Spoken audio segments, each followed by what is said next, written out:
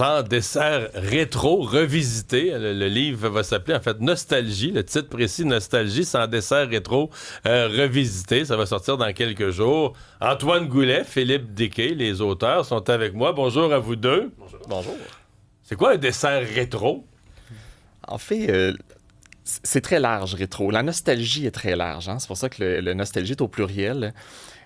Des fois, il y a des enfants de 8 ans qui disent « Moi, quand j'étais jeune, ma mère elle me faisait telle affaire. » Pour lui, c'est rétro. Okay. Pour nous, ce que ma grand-mère faisait, c'est rétro, mais c'est aussi rétro pour ma mère. On n'est pas la même génération. Donc, rétro, c'est ce qui ramène à l'enfance, ce qui ramène à la nostalgie pour nous.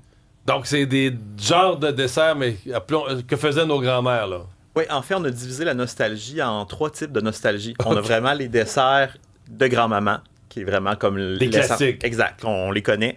On a aussi tous les desserts commerciaux de boîte à lunch, les petits gâteaux vachons. On s'est amusé avec ces saveurs-là. À les refaire. Oui, faire des versions, des fois revisiter vraiment, comme on a le passion flaky qu'on fait en tarte. On en a d'autres comme ça. Puis on s'est aussi amusé avec des saveurs comme la Paparman, qui sont des saveurs très rétro. On a les biscuits, justement. Les biscuits, c'est ce que vous avez amené en studio, les biscuits à la Paparman. Je vais le dire pour les gens qui... P-A-P-A-R-M-A-N-E. C'est pas Peppermint, là. On assume le québécisme de Paparman. OK. Puis ils sont roses, ils sont pas verts? Non, oui, la Paparman rose. Ah, la Paparman rose, ben oui, c'est vrai. Pour nous, c'était la classique. On C'était s'est questionné classique, entre la blanche, la verte et la rose, mais on est allé à fond. On est allé pour la rose. Bon. Les gens, parce que la nostalgie, on dit vraiment à mode, la télé, les gens veulent revoir, la musique. Fait qu'il y a la nostalgie aussi pour les desserts, là. Ben, en fait, la nostalgie, c'est ce qui fait du bien. Hein? On vit dans un monde assez tumultueux.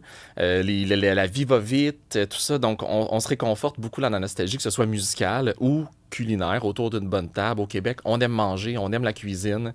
Donc, de se retrouver la nostalgie en cuisine fait du bien. Mmh. Donc là, racontez-moi un peu dans les exemples. C'est des recettes, là, est-ce que vous êtes allé... vous les avez reconstituées ou bien vous êtes allé partir en consultant des grands-mères, en voyant c'est quoi les recettes traditionnelles dans des vieux livres des fermières? Ben, il y a un gros travail de recherche qui a été fait. On a beaucoup travaillé avec nos mères. Ils ont été très impliqués dans le projet, les deux évidemment.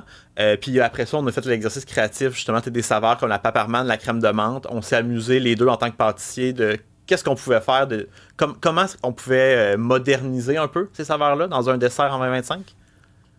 Puis en faire une version, parce que de la fois, le livre, il est nostalgique, mais je comprends qu'il est moderne quand même dans la façon de faire la cuisine. Absolument, c'est vraiment un hommage. T'sais, on se pose des grosses questions existentielles, comme on s'amusait à dire, si le pudding chômeur était créé en 2025, ça serait quoi? Oui.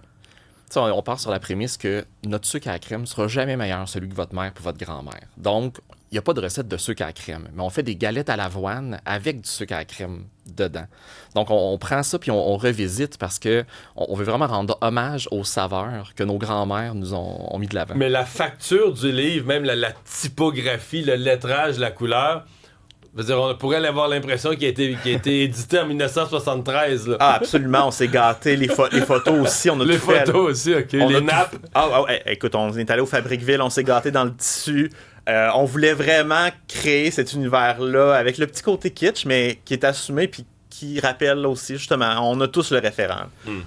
Mais je vous connais ça pendant la pause. Moi, ma fille, la plus jeune, aime cuisiner, puis...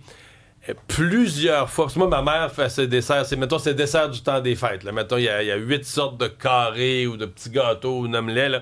Tu sais, à tous les temps des fêtes. Puis, aux fêtes chez nous, avec ma mère, il y a toujours 2 desserts. Il y a le dessert. Après, elle fait une bûche ou une tarte, ça, c'est le dessert. Puis après ça, il y a les desserts. Par-dessus le dessert du repas, là, il y a des plateaux avec tous les petits gâteaux du temps des fêtes. Mais...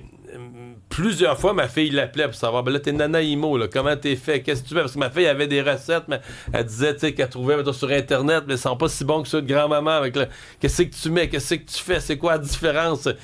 Sentez-vous qu'il y a une volonté des jeunes de retourner à ces recettes-là? Ben, je pense que oui, tu sais, puis on a tellement de belles réceptions à date, on en parle, puis tout le monde, justement, je pense que le temps des fêtes, la table à dessert, c'est un classique, tout le monde est nostalgique de ça. Puis tout le monde, justement, c'est des recettes qui sont pas nécessairement préservées. Fait que nous, on a fait l'exercice, mais on espère aussi que les gens, c'est super le fun, justement, que ta fille le fasse, qui vont prendre le temps de poser la question à leurs grands-parents, c'est quoi la recette, de la noter aussi pour pas que ça se perde. Parce que les recettes qu'on trouve sur Internet sont un peu interprétées, puis c'est pas la vraie de grand-maman, celle qu'on aime. Est-ce que, parce que la semaine passée, je recevais Ricardo, on a parlé de toutes sortes de choses, on parlait de dessert, et c'est pas la première fois que j'entendais ça, qu'on mange moins sucré qu'il y a 20 ans. Faut dire qu'à l'époque où on travaillait sur une ferme où on bûchait du bois, on brûlait plus de sucre qu'on travaille dans un bureau aujourd'hui. Mais est-ce que c'est vrai? Est-ce que vous autres, vous en tenez compte dans vos desserts qu'on bourre ça moins de sucre? Ou... Je pense que c'est vrai qu'en général, on fait plus attention à ce qu'on mange. Par contre, notre livre est absolument pas dans cette direction-là.